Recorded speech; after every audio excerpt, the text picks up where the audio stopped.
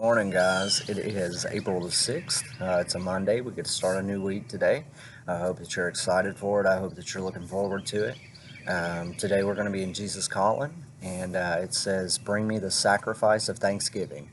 Take nothing for granted, not even the rising sun." Before Satan tempted Eve in the Garden of Eden, thankfulness was as natural as breathing. Satan's temptation involved pointing Eve to the one thing that was forbidden to her. The garden was filled with luscious, desirable fruit, but Eve focused on the fruit she couldn't have rather than being thankful for the many good things freely available. The negative focus darkened her mind, and she succumbed to temptation. When you focus on what you do not have or on situations that displease you, your mind also becomes darkened.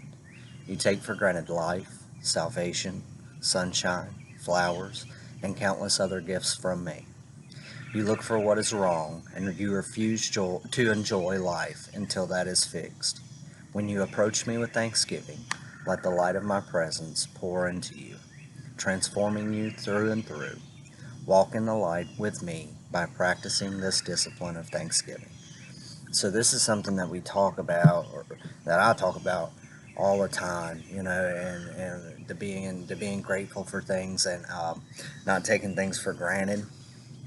Um, I see it all the time, working with people, and even in myself. The focus gets switched toward negativity and the have-nots rather than the haves, and it has such a huge negative impact. Something that I've done that kind of helped me along the way, working with the homeless community and stuff like that. Seeing the gratitude and the appreciation in something as small as a meal, or something to drink, or a ride, and I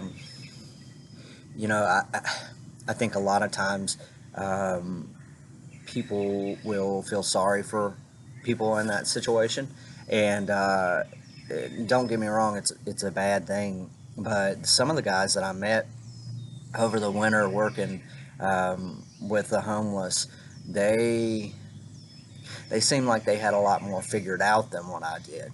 You know, they were appreciative of so little, and the importance, the way that they measured importance was different than what I did, and things like that, and it was inspiring, and it was truly a learning experience for me, and I'm very grateful, and I'm very appreciative for the time that I got to spend doing that, and it's definitely kind of made me look at things, a little bit different. Um, you know, um, I have to constantly pull myself back from the negative thinking patterns, and I worry a lot of times about the stuff that doesn't really matter, and I gotta stop, and I've got to remember the things that I do have. I know through like my incarceration and through my time in treatment centers and stuff like that, I would miss my family. I would just want to be out and be able to do whatever I wanted to do, be able to go to work and things like that. And then I get out of that situation, and I have all of those things readily available, and I won't say that it loses its importance to me, but maybe its sentiment to me. I start to take it for granted, and I think that that's a common thing that a lot of people kind of do. And I know for me, whenever I do that, it gets me real far off kilter, and I start going down, that spiral, and start nitpicking everything to death, and wishing I had this and wishing I had that, and not taking the time to appreciate the things that I do have. So that's something that I wrestle with personally. I know a lot of other people that probably do too. So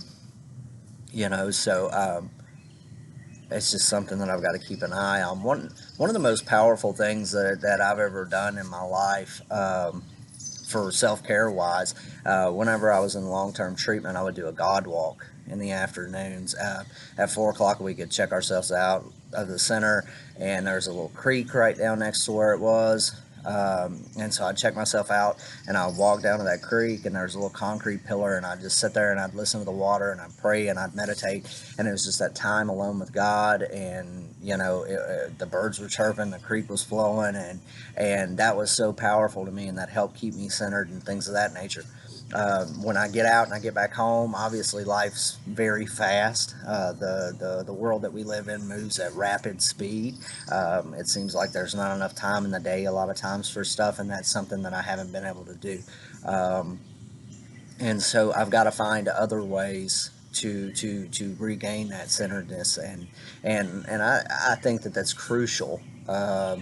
With people that are living life, really, not just people that are in recovery, not just people that have some big issues and stuff that they're working on. I think that everybody needs that time alone with God on a daily basis, or a few times a week, to where they can just pray, meditate, be still, enjoy the things that are around them. Summer's coming. Warm weather is here. We had a beautiful weekend, and there's nothing better than being able to get outside and just have some peace and solitude, and leave the cell phone behind, and leave the worries behind, and just have that decompression. I know it helps me a whole lot, and I think that it helps anybody that takes the time to do it. Today, what I want to encourage you to do is to start figuring out an escape. How can I get away from everything, even if it's just for 5 minutes, just to decompress, let everything go, and just kind of just reflect and spend that time with God in prayer and meditation. I hope that you guys have a great day, and I love you.